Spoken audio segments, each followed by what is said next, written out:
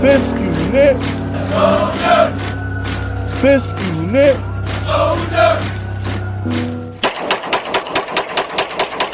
What's good, y'all? Fist Vegas, the hardest voice of sports. Go ahead, hit that like button and subscribe to the Fist Schooner while you at it. Y'all know what time it is. If you ain't with it, you best get with it. Now let's rock. Alright, look. Hit that sub button. Alright, run this sub count up, man. Hit that sub button. Like, share, do all that YouTube stuff. But understand something. We gotta have a Saquon discussion right now. We need to have a serious talk about allegedly the best player on the team. Now, the real ones know. The best player on the team is Danny. It's without Daniel Jones. I don't even think we'd have a win this season without Daniel Jones. Let's just call it what it is. If you want my proof, if you want my evidence, look what happened to us last year without Daniel Jones. With Daniel Jones, we're competing for a wild card spot. Daniel Jones hurts his neck. This team can't even get a first down. All right, that's just the reality of the situation. I don't want to have to relitigate that. But what we do need to talk about right now is Saquon Barkley, because if I'm going to believe the haters, the Daniel Jones haters out there, if I'm going to believe the mass media who says the Giants are Saquon and nobody else, if I'm to believe you and I'm to put Saquon on a pedestal, then I got to hold him to those expectations. Now, my biggest problem with Saquon is Derrick Henry never had slumps like this. He carried the Titans all the way to a AFC championship game. Adrian Peterson, off a torn ACL, carried Minnesota to a playoff game. Okay? This whole notion that, oh my goodness, there's no wide receivers for Saquon, Daniel Jones is not that, the offensive line isn't that. They make a lot of excuses for Saquon, but let's call a spade a spade. If your running back is that guy, through hella high water, he gonna get them yards. Derrick Henry, Adrian Peterson, they got them yards, man. Saquon got to produce. His last month has been terrible. Terrible. He ain't been good since the Texans game. Which is why I'm going to be nice to Saquon. Because I'm not going to rip him. I'm going to give him benefit of the doubt. Maybe that 35 carry game was the nail in the coffin for Saquon, because you're looking at a guy who's never had this kind of workload. He's either always been injured or we ain't been competitive and we always trailing. We just never been competitive enough to give him them kind of carries. You know what I'm saying? So for the first time in his career, he's getting that workload. Maybe he can't handle it. I would say Saquon should be a change of pace, third down kind of back, but Saquon Barkley can't catch the ball. I would like to think that Brian Dable and Mike Kafka, if Saquon could catch, would have run him on more wheel routes and angle routes and stuff like that they use for Christian McCaffrey, that they use for Alvin Kamara. When's the last time the Giants motioned out Saquon and let him run a go route, or he ran a slant route against a safety or linebacker? They don't do that with him because he can't catch, okay? And I know a lot of people want to say, oh, well, Fisk, Daniel Jones should have threw a better ball. No, Saquon, you 2 weeks off the bye. That Cowboy game, right? You 2 weeks off, you 2 weeks removed from saying you want to be the highest paid running back in the league. Well, I'm sorry. The highest paid running back in the league, Christian McCaffrey, cough, cough. When Jimmy G threw that medicine ball in the back of the end zone, I watched Christian McCaffrey jump like he was 6'5" at McCaffrey.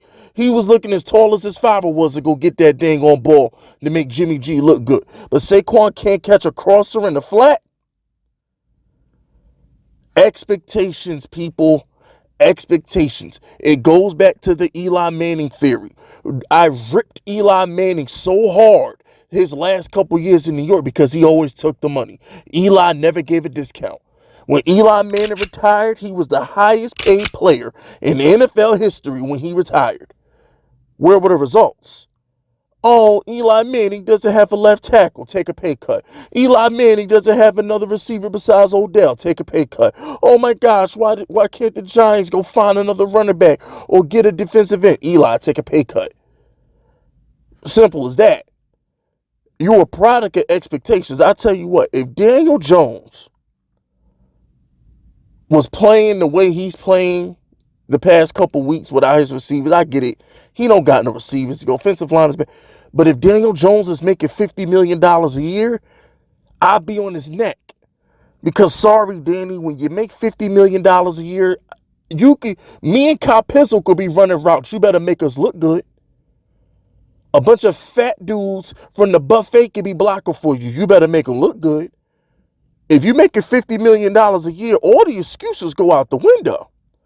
But because Danny's on a rookie deal, it is what it is. All I'm saying is this. And I'm going to be very, very concise when I say this. I don't want anybody to misunderstand what I'm saying. I want to make this abundantly clear. If we don't sign Odell, let Saquon walk. We don't need him. Why would we pay Saquon $16 million a year? To do what? To do what exactly? We don't even throw him screens no more. They so scared he can't catch. So as far as I'm concerned, unless we bring back Odell, you know what I'm saying? Because if we bring back Odell, then it's like, all right, let's try and make this work with Saquon because we know Odell. We want to keep Odell happy, Saquon, whatever. Okay, fine. But if we don't bring back Odell, no reason to bring back Saquon. None. We can plug in another running back. Gary Brightwell looks fine. If Matt Breida and Gary Brightwell 1-2 punch would be just fine. And I got news for you Giants fans. If Brandon Beane didn't draft James Cook, the Giants were going to take James Cook and Saquon would be out the door anyway. If the Giants were 500 instead of like 6-2 with the bye week, he would have got traded at the deadline. I'm just saying in general, I'm not seeing it with Saquon. I'm not saying he's a bad player. Saquon is pretty good. He is. But he's not carrying the Giants. He's not. That's Danny. Danny got to carry the team. Everybody looks and says, yo, this Giants offense is bad. The Giants is this, the Giants is that. You remember what we look like without Danny? Remember that. So it is what it is, man. Look, we can't give Saquon $16 million a year. He's not worth it. He's not. I don't think there's a team in the NFL that's going to give him $15, $16 million a year. I just don't see it. I don't see it. And as far as I'm concerned, he's been a disappointment. Because here's the thing. Y'all don't hold Danny in as high of regard as I do. So I'm just using your logic. I'm talking to the majority of the people. I know most of my subscribers, most of the Fifth Unit soldiers watching this video, we think the Giants are Daniel Jones a bust, which is true. I'm talking to the masses. If you're new to my channel, or if you're a Daniel Jones hater, or if you just randomly click this video, for those of y'all who think the Giants are Saquon a bust, we've been busting because he's been busting. And if he's not good enough to run the table for us, why should we pay him? Why? It's as simple as that.